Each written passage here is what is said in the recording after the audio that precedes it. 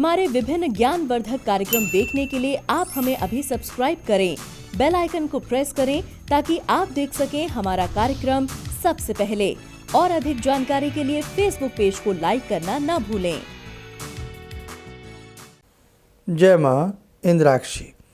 इंद्राक्षी धाम में दर्शकों आप सभी का हम हार्दिक स्वागत करते हैं।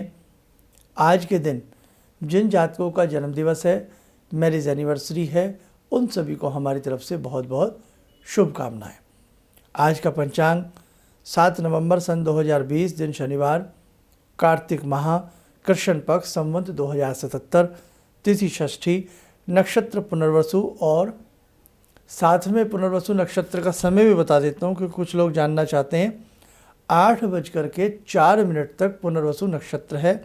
उसके बाद नक्षत्र हमारा पुष्य नक्षत्र प्रारंभ हो जाएगा। शनिवार से प्रारंभ होगा और ये रविवार में पुष्य नक्षत्र 8:46 तक रहेगा।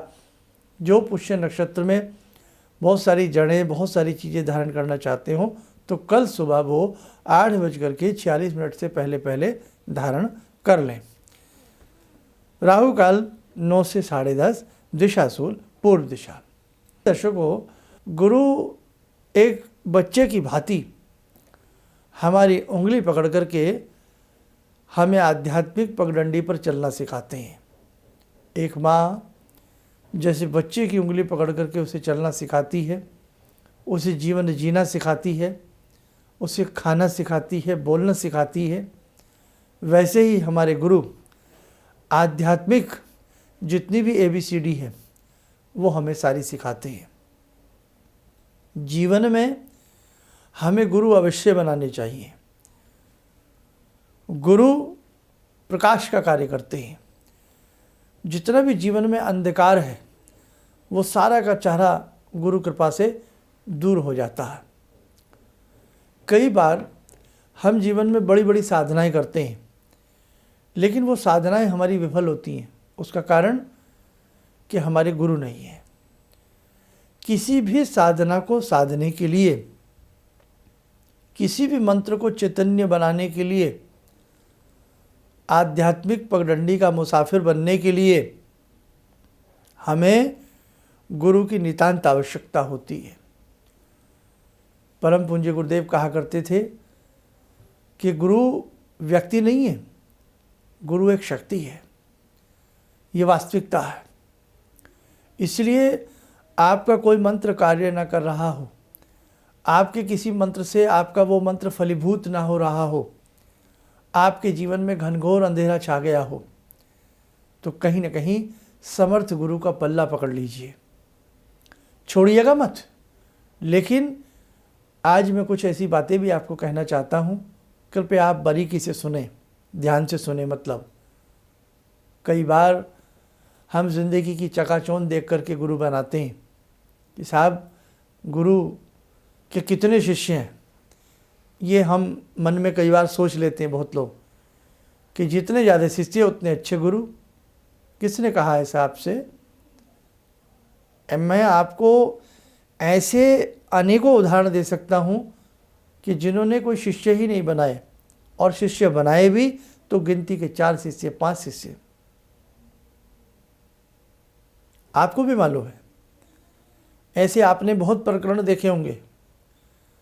कहने का भाव कि ये कदापि न देखें कि गुरु के पास भीड़ कितनी है, ये कदापि न देखें कि गुरु के शिष्य कितने हैं।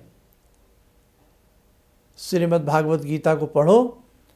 श्रीमद् भागवत गीता में कहीं पर भी कहीं उल्लेख नहीं है कि गुरु के वस्त्र कैसे होने चाहिए, गुरु के शिष्य कितने होने चाहिए, गुरु कैसे अलंकृत होना चाहिए, बल्कि गुरु का आचरण कैसा होना चाहिए, गुरु का विचार कैसा होना चाहिए। आज मैंने देखा है कि बहुत सारी भीड़ देख करके अरे बहुत अच्छे गुरुजी होंगे, बहुत लोग इनके शिष्य हैं। नहीं, ये मत समझिए। आप दुनिया की तरफ मत देखिए, अपने अंतरह मन की गहराई में डुबकी लगाइए। और ये तो गुरु और शिष्य का आज का रिश्ता नहीं होता, ये पूर्व जन्म का कोई नाता होता। जब हम किसी की शरणागत हो जाते हैं, किसी को अपना सर्वस्व समर्पण करते हैं और हम उन्हें अपना गुरु बना लेते हैं। गुरु हमारी चेतना का केंद्र हैं, हमारे मन को गुरु जागृत करते हैं, हमारे मन को, इंद्रियों को बलवान बनाते हैं। मतलब हमें वो समर्थ शिक्षा देते हैं जीवन में कि जिसको पाकर के हम आगे बढ़ते हैं। जीवन में अगर समर्थ गुरु की प्राप्ति हो जाए तो जीवन के समस्त प्रकार के अंधियारे, समस्त प्रकार के कष्ट धूमिल हो जाते हैं, मिट जाते हैं। जब गुरु किसी मंत्र को प्रदान अपने शिष्य को करता है, उस मंत्र में इतना प्राण होता है, इतना प्राण होता है कि आप पूछिएगा मत। अब आजकल हम किसी किताब से मंत्र पढ़ लेते हैं, किसी अखबार से मंत्र पढ़ लेते हैं, कहीं से सुन लेते हैं, किसी मुज्जसे से मंत्र सुन लेते हैं, नाना भांति के मंत्र सुन करके हम करने लग जाते हैं। लेकिन बहुत कम लोगों को ही मंत्र सिद्धि हो पाती है, अन्यथा तो सिर्फ हम गिनते रहती हैं। इसलिए मेरे साधकों, जीवन में समस्याओं का यदि अंत चाहते हो तो हमें समर्थ गुरु बनाने पड़ेंगे, हमें गुरु की शरण में जाना पड़ेगा। और एक ध्यान और रखें, जब आप गुरु बनाए ना तो प्रलोभन ना करें, लालच ना करें।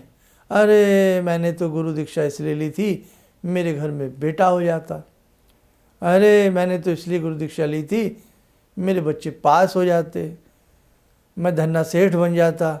अब मैं क्या करूं गुरु दीक्षा ले करके, मेरे पास तो कुछ भी नहीं है, मेरे तो बच्चे भी फेल हो गए, मेरा तो ये हो गया, मेरी तो टांग टूट गई, मेरी तो भैंस ने दूध देना बंद कर दिया। ये अगर ऐसा आपकी सोच है, आप केवल भैंस का दूध बढ़ाने के लिए, बच्चों को पास करवाने के लिए, प्रमोशन पाने के लिए और आप गुरु बनाना चाहते हैं, तो फिर तो मुझे नहीं लगता आपको गुरु की आवश्यकता है। फिर तो बच्चे को पास कराना अच्छा ट्यूटर रख लीजिए, भैंस का दूध बढ़ाना अच्छा उसको चारा खिलाइए, अच्छी प्रमोशन पानी है तो बॉस की तेल मालिश कर लीजिए आप अपने, तो आपकी प्रमोशन हो जाएगी।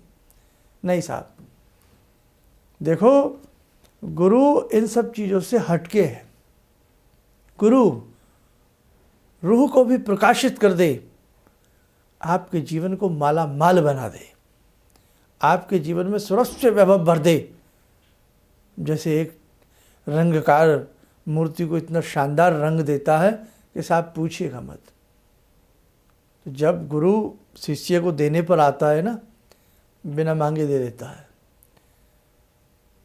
इसलिए मैं अपने जितने भी हमारा चैनल देखने वाले हमारे साधु प्रवृत्ति के साधक हैं, साधना पगडंडी के मुसाफिर हैं, तो मैं तो आपको एक ही बात कह सकता हूँ, कभी भी किसी प्रलोभन के लिए गुरु मत बनाना, किसी आश्चर्य को देखने के लिए गुरु मत बनाना, किसी चमत्कार को देखने के लिए गुरु मत बनाना।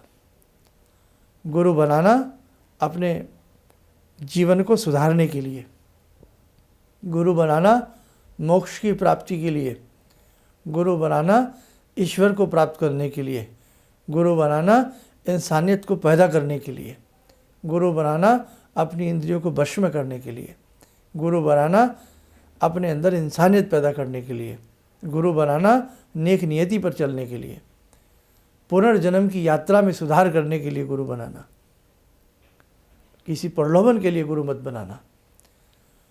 तो गुरु किसे बनाना चाहिए, गुरु कब बनाना चाहिए, कब की कोई संज्ञा नहीं है। जब आपके मन में परिपक्वता आ जाए, जब आपके मन में गुरु के प्रति कोई लालच ना हो, तब आप गुरु ज़रूर बनाएं।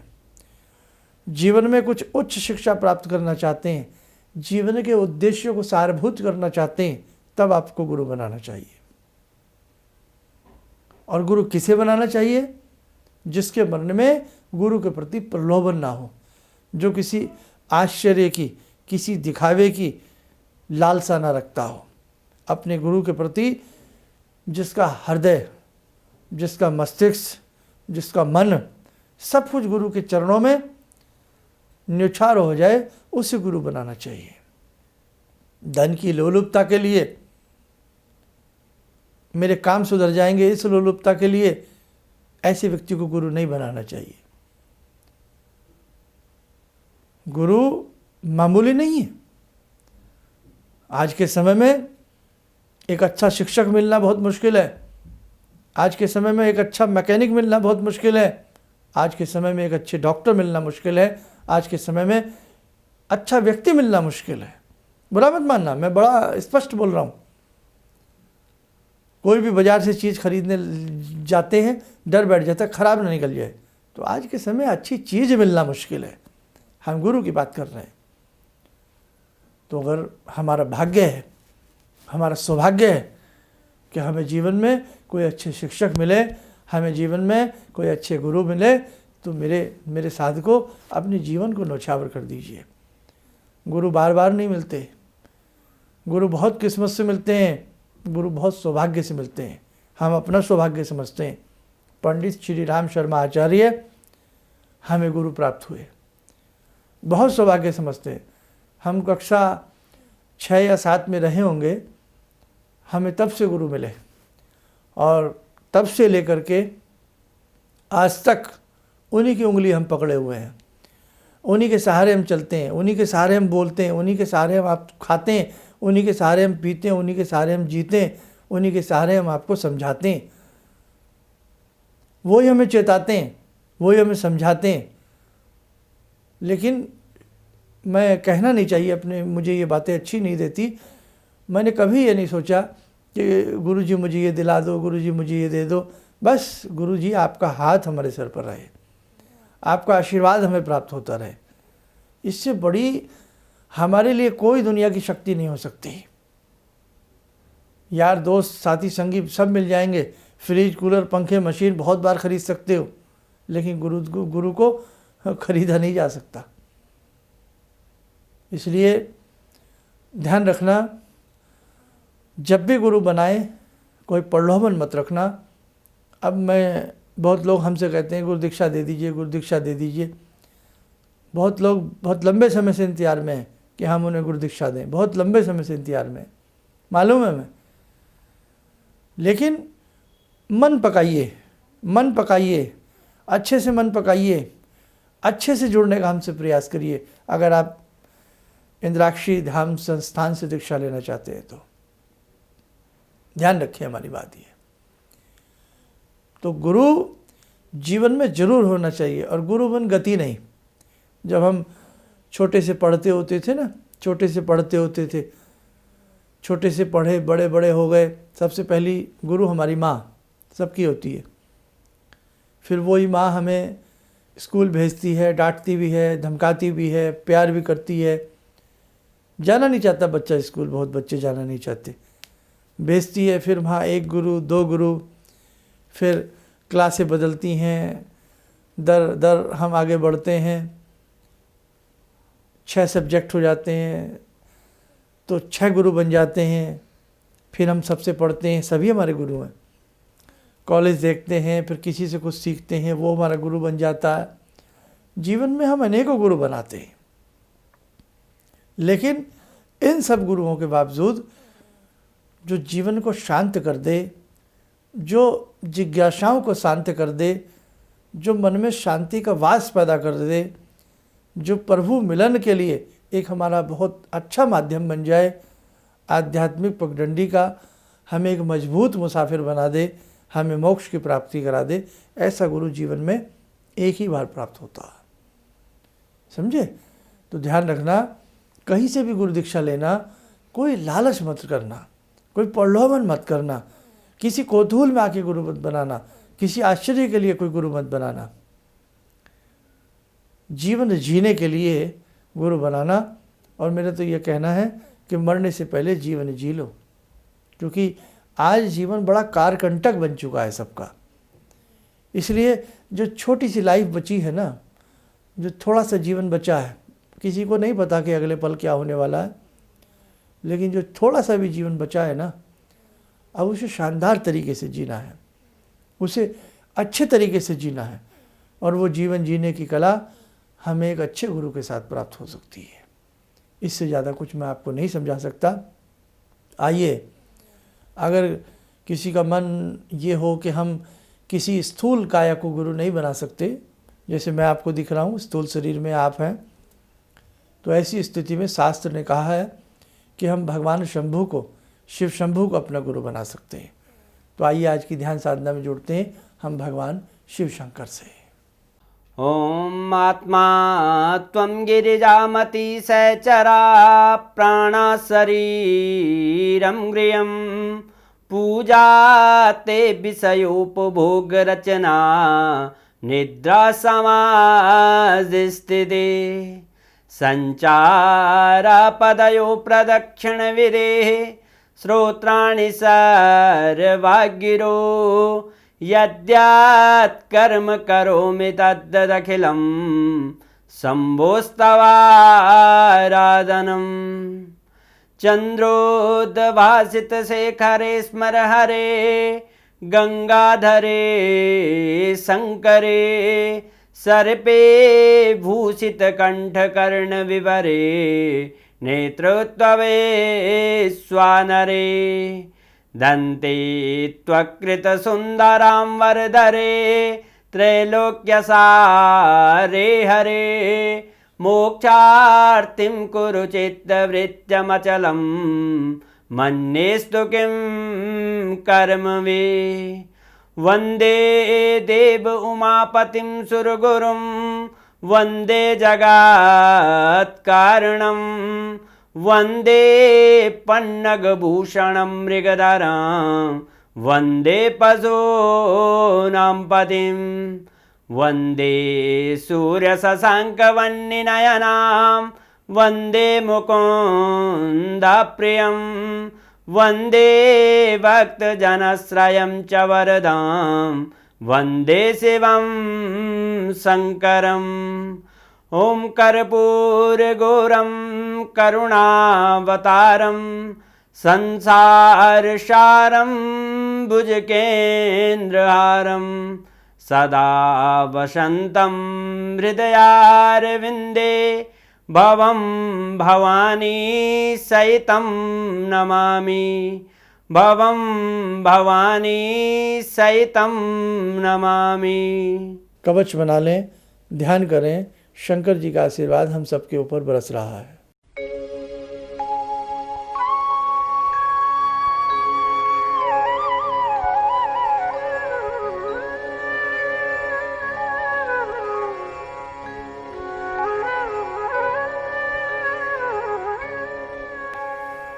ओम बोलते हुए नेत्र खोलें, सामान्य हो जाएं। देखो दर्शकों, बहुत सारी चीज़ें हैं जो जीवन में अभी हमें अपने अंदर अपनानी है। अभी हमें बहुत कुछ करना है। इस ज़िंदगी के रहते रहते ही कुछ हो सकता है, बाकी तो फिर कुछ भी नहीं रहता है। कुछ दिन घर वाले हमें याद करते हैं, फिर वो यादें भी धूमिल पड़ जाती हैं, है ना। ये वास्तविकता है। इसलिए जो भी जीवन हमारे पास बचा है उसे पुण्य में लगाना है, कहीं ना कहीं सार्थकता पैदा करनी है अपने अंदर, कहीं ना कहीं अपना एक एग्जाम्पल प्रस्तुत करना है हमें सोसाइटी में, समाज में। तो बहुत अच्छे से हम सबको जीना है। बस ज़्यादा ना कहते हुए इन्हीं शब्दों के साथ अपनी वाणी को विराम दूंगा। आने वाले दीपावली जैसे महान पर्व को कैसे मनाया जाएगा, क्या किया जाएगा, सारी जानकारी दी जाएगी। और इस महीने का जो राशि के उपाय होते हैं वो बड़ी जिज्ञासा से आप लोग उन्हें इंतजार में हैं। चलो प्रयास करता हूँ, ईश्वर की आगे जैसी इच्छा। जय माँ इंद्राक्षी। मेरी बहुत दिन से दिली इच्छा थी कि आप जैसे कोई मुझे धर्मात्मा पर महापुरुष मिलें और मैं वहाँ जाके जुड़ के और देश समाज से के लिए कुछ कर पाऊँ। कई चीज़ें हैं समाज में, समाज सेवा में भी मन में वो शांति नहीं मिली, जैसे आप समझ सकते हैं कि बहुत सारी गड़बड़ियाँ भी रहती हैं। आज का अनुभव यही है कि मुझे आस लगता है कहीं सही रास्ता मिल गया है, सही मंजिल मिल गई है। जो मैं करना चाहती थी शायद अब मैं कर पाऊँगी। किसी भी समस्या के समाधान के लिए मिले प्रसिद्ध हस्तरेखा एवं वास्तु विशेषज्ञ प्रोफेसर धर्मेंद्र शर्मा जी से। नोट: शिविर में भाग लेने हेतु एवं व्यक्तिगत रूप से मिलने के लिए कॉल करने का समय सुबह 10 बजे से शाम 6 बजे तक। हमारे विभिन्न ज्ञानवर्धक कार्यक्रम देखने के लिए आप हमें अभी सब्सक्राइब करें, बेल आइकन को प्रेस करें ताकि आप देख सकें हमारा कार्यक्रम सबसे पहले। और अधिक जानकारी के लिए फेसबुक पेज को लाइक करना न भूलें।